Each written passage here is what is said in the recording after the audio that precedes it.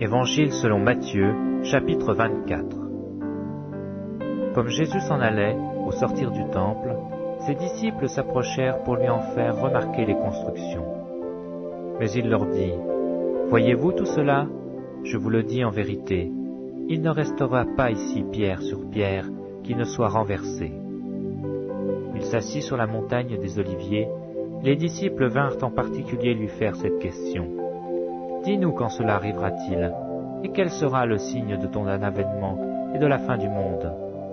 Jésus leur répondit, « Prenez garde que personne ne vous séduise, car plusieurs viendront sous mon nom, disant, « C'est moi qui suis le Christ », et ils séduiront beaucoup de gens. Vous entendrez parler de guerre et de bruit de guerre. Gardez-vous d'être troublés, car il faut que ces choses arrivent, mais ce ne sera pas encore la fin.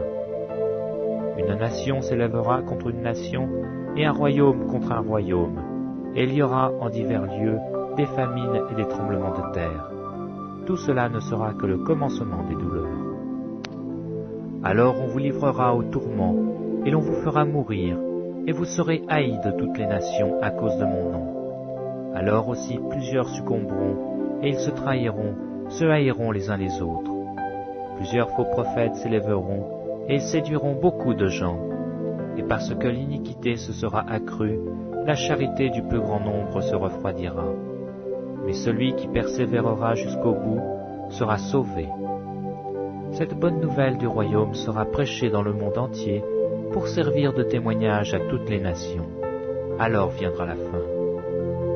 C'est pourquoi, lorsque vous verrez l'abomination de la désolation dont a parlé le prophète Daniel établi en lieu saint, que celui qui lit fasse attention, alors que ceux qui seront en Judée fuient dans les montagnes, que celui qui sera sur le toit ne descende pas pour prendre ce qui est dans sa maison, et que celui qui sera dans les champs ne se retourne pas en arrière pour prendre son manteau.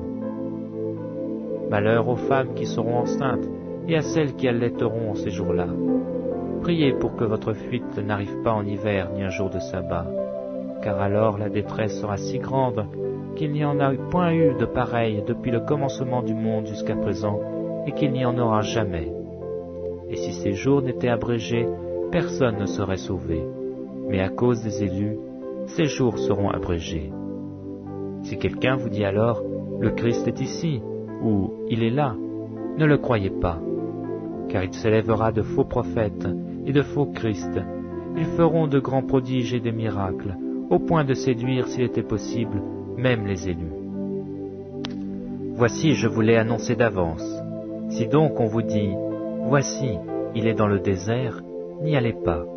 Voici, il est dans les chambres, ne le croyez pas. Car comme l'éclair part de l'Orient et se montre jusqu'en Occident, ainsi sera l'avènement du Fils de l'homme. En quelque lieu que soit le cadavre, là s'assembleront les aigles. Aussitôt après ces jours de détresse, le soleil s'obscurcira, la lune ne donnera plus sa lumière, les étoiles tomberont du ciel, et les puissances des cieux seront ébranlées.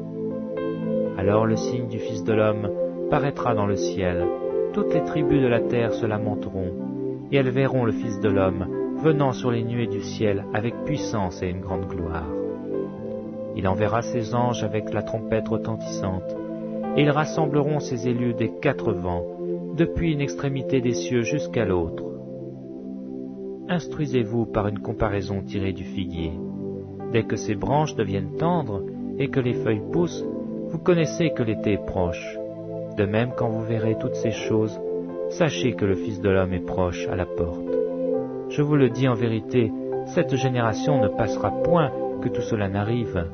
Le ciel et la terre passeront, mais mes paroles ne passeront point. Pour ce qui est du jour et de l'heure, personne ne le sait, ni les anges des cieux, ni le Fils, mais le Père seul. Ce qui arriva du temps de Noé arrivera de même à l'avènement du Fils de l'homme. Car dans les jours qui précédèrent le déluge, les hommes mangeaient et buvaient, se mariaient et mariaient leurs enfants, jusqu'au jour où Noé entra dans l'arche, et ne se doutèrent de rien, jusqu'à ce que le déluge vint et les emporta tous. Il en sera de même à l'avènement du Fils de l'homme. Alors, de deux hommes qui seront dans un champ, l'un sera pris et l'autre laissé. De 2 femmes qui moudront à la meule, l'une sera prise, l'autre laissée. Veillez donc, puisque vous ne savez pas quel jour votre Seigneur viendra. Sachez-le bien, si le maître de la maison savait à quelle heure de la nuit le voleur doit venir, il veillerait et ne laisserait pas percer sa maison. C'est pourquoi vous aussi, tenez-vous prêts, car le Fils de l'homme viendra à l'heure, et vous n'y penserez pas.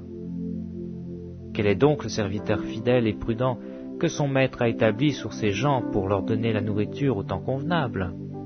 Heureux ce serviteur que son maître à son arrivée trouvera faisant ainsi. Je vous le dis en vérité, il l'établira sur tous ses biens. Mais si c'est un méchant serviteur qui dit en lui-même « Mon maître tarde à venir », s'il se met à battre ses compagnons, s'il mange et boit avec les ivrognes, le maître de ce serviteur viendra le jour où il n'y s'y attend pas, et à l'heure qu'il ne connaît pas. Il le mettra en pièces et lui donnera sa part avec les hypocrites. C'est là qu'il y aura des pleurs et des grincements de dents.